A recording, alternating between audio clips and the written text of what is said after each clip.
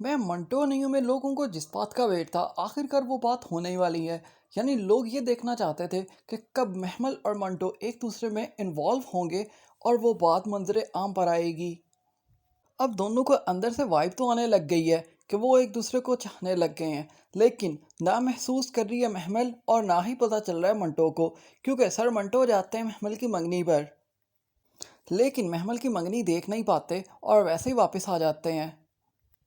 दूसरा, महमल चौंक जाती है देखकर सर मंटो को और बाद में ड्रामे में इस बात का इजहार भी करती है कि पप्पू ने मुझे बताया कि मैंने जब सर मंटो को देखा तो मैं सर मंटो को देखकर चौंक गई थी। इसी ड्रामा को मज़ीद डिस्कस करें इससे पहले आप लोगों से रिक्वेस्ट है कि हमारे इस चैनल को ज़रूर सब्सक्राइब कर लें।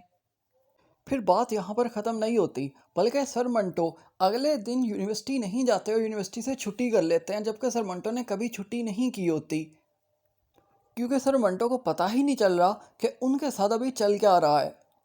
लेकिन वही एक बात का क्रेडिट तो देना पड़ेगा हुमायूं सईद को, क्योंकि जिस तरह की एक्टिंग सर मंटो के रोल में हुमायूं सईद ने की है तो पता ही नहीं चल रहा कि ये हुमायूं सईद है या फिर रियल के अंदर सर मंटो ही एक्टिंग कर रहे हैं, इस ड्रामे के अंदर कोई रियल करेक्टर है।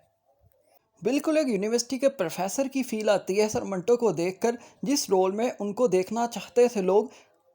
वो ही रोल निभा रहे हैं सर मंटो इस ड्रामे के अंदर, यानी कि हुमायूं सईद। लेकिन जो एक नई बात सामने आई वो ये थी कि इफ़रा की मंगनी हो रही थी अपने कज़न के साथ और मंगनी हो चुकी थी। उस कज़न को पसंद नहीं करती थी इफ़रा, इस वजह से इफ़रा अपने घर से भाग गई।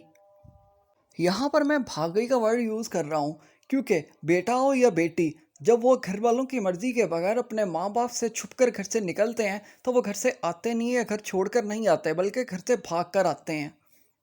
और यही किया था इफ़रा ने।